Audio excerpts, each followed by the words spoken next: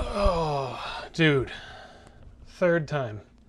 This is my third time doing this. I forgot to hit record on this 2 times in a row. What's going on, everybody? My name is Jared, and welcome back. In this episode, I'm gonna be honest, it's a whole bunch of random stuff. I have been kind of playing this game with the whole coronavirus thing going on of work on this while I wait for something to show up in the mail, because everything's taken forever to get here.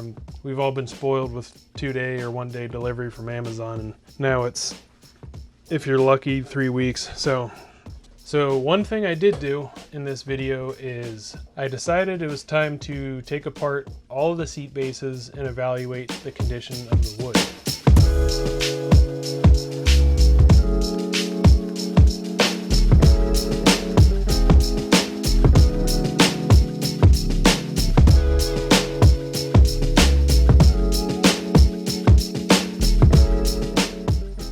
So I bought this stuff called wood hardener by Minwax, and from all the research I've done, it sounds like it's basically just acetone with a bunch of dissolved plastic in it.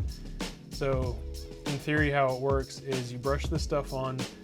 The acetone is so thin that it lets it soak into the wood very easily and penetrate the wood the whole way through. And then when the acetone flashes off, because it evaporates so quickly, it leaves behind the plastic inside the wood, which helps waterproof it, harden it, and kind of restore it back to its original condition, more or less. It did help improve it a little bit, and on top of that, I went on with 2 coats of primer and another coat of paint.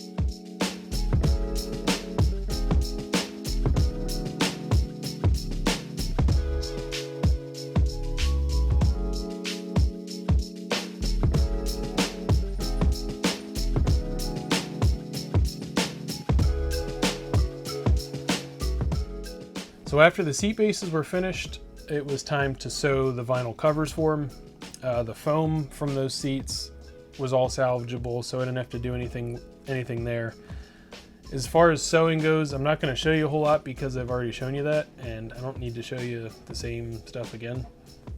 But one thing I will say is, hold on. I wasn't planning on using this, but once I took apart the old seats and realized that bayliner did,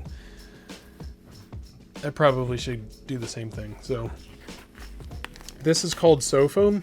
It's a real thin, in this case probably 1/4 inch polyurethane foam with a kind of knit backing on it, and that backing is important. You can't just use foam because this knit backing helps the thread resist pulling through the foam while you're sewing it. Once I saw that being used and decided I was going to do it too, I hopped on SailRight's website and ordered some 1/4 inch sew foam. I think I ordered way too much, but whatever. Once that came in, I rolled out the vinyl and used this stuff, excuse me, this stuff to adhere it. This is the 3M Super 90, high strength 90 contact adhesive. So I used that, sprayed it on the back of the vinyl, sprayed it on the sew foam, adhered the sew foam to the vinyl, and then I placed all my templates on it and cut out the patterns and sewed everything together. And to be honest with you, I was really happy with how it came out. The only difference I would make if I were to do this again with the same equipment I have is I might go with 1/8 inch sew foam, only because the sewing machine I have is kind of a middle of the line between industrial and like homeowner sewing machine. It's not a walking foot, and the height that the foot comes off of the table is not a huge amount. So once you start going through 6 or 8 layers of vinyl and sew foam, that's a whole lot of bulk material that you got to get the foot of the sewing machine up and over and pulling through. So once the seat covers were done, I brought them downstairs and just kind of sat on the floor because I needed a nice soft flat area to work. So I'm just sitting on my area rug, putting the seat bases into the vinyl, pulling it over, kind of working it around and stapling them on. And to be honest with you, I think they turned out awesome. So I got the front 3 bow seats finished and in the boat, and they look dope as. After that, one thing I moved on to was actually cleaning the hull. We had a nice day. I was kind of out looking at the boat trying to think of what I could do next, and I noticed that the swim platform in the back is disgusting. So I got out some boat cleaner and started scrubbing it, and it looked way better after that was done. At the same time, it also revealed that there's a whole lot of blemishes and stuff like that that are mostly my fault, to be perfectly honest with you. Over the course of 3 years of restoring this thing, I've dropped stuff on it, splashed resin in places. If you restore a boat, you're going to do it too. So I decided to go back and start kind of wet sanding some of the hull. And to my surprise, like 99% of the blemishes came off super easy. Some spots I had to go with 600 grit wet sandpaper, but most of them I probably could even started with 800. So I started going around and all the blemishes and little scratches, going around with the sandpaper and getting rid of them. And like I said, most of them are gone. There's a few spots where there's some scratches that are a little bit deeper that I could sand out. They're not through the gel coat, but I'm afraid if I sand down to the point that they're gone, the gel coat in that area is going to be so thin that I'm afraid it's not going to have much life left in it. I think I'm going to leave those for now, and to be honest with you, once I buff the boat, they'll probably kind of go away. Another thing I decided to do is go around, and this sounds terrifying, but with a wood chisel and kind of popping off all these areas of resin that got splashed or dropped or dripped on the gel coat throughout the rebuild process. I kind of worked around the back of the boat, just in the white gel coat area. I got a whole lot more work to do in terms of sanding out and buffing and all that kind of stuff. That's going to be a later point, but another thing worth mentioning is I had a couple of plastic pieces that had the same mildew spots on it and stains, I guess. And I tried a bunch of different cleaners and stuff, and those Mr. Clean Magic erasers are f***ing incredible. I don't, like, where are these made? What's in them? Can I eat it? Can I fly if I eat it? They're ridiculous. Like, everything just came right off. I rubbed it on the plastic, and the mildew spots are like instantaneously gone. So I went around with those Mr. Clean erasers and cleaned like all the plastic, and it all looks like brand new. It's crazy. So once the cleaning for now was done, I decided to move on to some other stuff, odds and ends stuff on the interior. When I was doing the Mr. Clean stuff, the one thing it did not work on, which kind of sucks, is the steering wheel. The steering wheel was funky as shit. It had the same mildew stains on it, but like a lot more, and the Mr. Clean erasers weren't doing anything to it. But getting that steering wheel off was freaking impossible. Anyway, long story short, I threw it in bleach, threw it in OxyClean, and even after all that and scrubbing, it was stained. And honestly, the bleach, I think after a certain amount of time, started to kind of eat at the vinyl, and the steering wheel was kind of like starting to crack. It was bad news. So I ended up hopping on eBay and finding a replacement steering wheel, and to my surprise, they're actually not that expensive.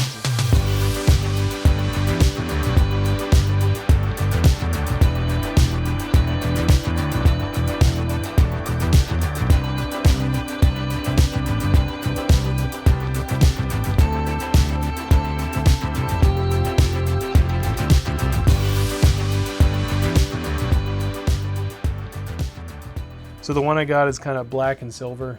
I think it actually looks pretty good. The contrast in the boat's okay. I don't think it looks bad. So I got the steering wheel in finally, threw it on the boat, and I think it looks awesome. Especially now that that's clean, the dash is cleaning up nice, the gauge areas are all nice and clean. It's really kind of coming together, and it's those little things towards the end here that once they start coming together, you start getting this good feeling of like, I'm almost there. Getting a little choked up. What else did I do? Ooh, another thing I got around to was I wanted to start installing some of the kind of brightware on the boat. So I got the tow hook reinstalled with some 3M 4000 UV. I'm gonna try avoid using 5200 wherever I can, because that stuff is a pain in the ass to clean up. So I got the tow hook installed upside down the first time, flipped it over the right way, and then got the nuts installed. One last thing that I did, which this is like this should be like one of the last things I do to the boat, but I got the head unit installed about a month ago and everything was working awesome, but every time the radio turns on, it defaults to the radio setting, and it's like, I'm like, that's right, I can't get radio stations, I don't have an antenna. So I hopped on Amazon and found this side mount antenna. It actually can pivot a little bit, so you can top mount it, but I kind of like the look of the side mount.